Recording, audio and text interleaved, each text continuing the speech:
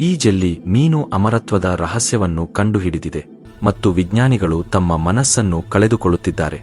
ಭೂಮಿಯ ಮೇಲಿನ ಏಕೈಕ ಅಮರ ಪ್ರಾಣಿ ಟರ್ರಿಟೋಪ್ಸಿಸ್ ಡೊಹ್ನಿಯನ್ನು ಭೇಟಿ ಮಾಡಿ. ಈ ಜೆಲ್ಲಿ ಮೀನು ವಯಸ್ಸಾದಾಗ, ಅನಾರೋಗ್ಯಕ್ಕೆ ಒಳಗಾದಾಗ ಅಥವಾ ಗಾಯಗೊಂಡಾಗ ಅದು ಸಾಯುವುದಿಲ್ಲ. ಅದು ತನ್ನ ವಯಸ್ಸಾದ ಪ್ರಕ್ರಿಯೆಯನ್ನು ಹಿಮ್ಮುಖಗೊಳಿಸುತ್ತದೆ ಮತ್ತು ಮತ್ತೆ ಯೌವನ ಪಡೆಯುತ್ತದೆ.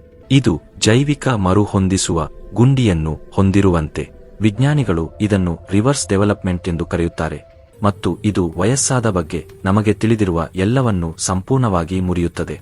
ಜೆಲ್ಲಿ ಮೀನು ಅಕ್ಷರಶಃ ತನ್ನ ಮಗುವಿನ ರೂಪಕ್ಕೆ ಮರಳುತ್ತದೆ ಮತ್ತು ಜೀವನವನ್ನು ಮತ್ತೆ ಪ್ರಾರಂಭಿಸುತ್ತದೆ. ಅದರ ಎಲ್ಲಾ ನೆನಪುಗಳನ್ನು ಹಾಗೆಯೇ ಇಡುತ್ತದೆ. ಸಿದ್ಧಾಂತದಲ್ಲಿ ಈ ಜೆಲ್ಲಿ ಮೀನುಗಳು ಪರಭಕ್ಷಕಗಳನ್ನು ತಪ್ಪಿಸಿದರೆ ಶಾಶ್ವತವಾಗಿ ಬದುಕಬಹುದು. ಸಂಶೋಧಕರು ಅವುಗಳನ್ನು ತೀವ್ರವಾಗಿ ಅಧ್ಯಯನ ಮಾಡುತ್ತಿದ್ದಾರೆ, ಮಾನವ ಅಮರತ್ವದ ರಹಸ್ಯಗಳನ್ನು ಅನ್ಲಾಕ್ ಮಾಡುವ ಆಶಯದೊಂದಿಗೆ. ಈ ಸಣ್ಣ ಸಾಗರ ಜೀವಿ ಶಾಶ್ವತ ಜೀವನದ ಕೀಲಿಯನ್ನು ಹಿಡಿದಿಟ್ಟುಕೊಳ್ಳಬಹುದು.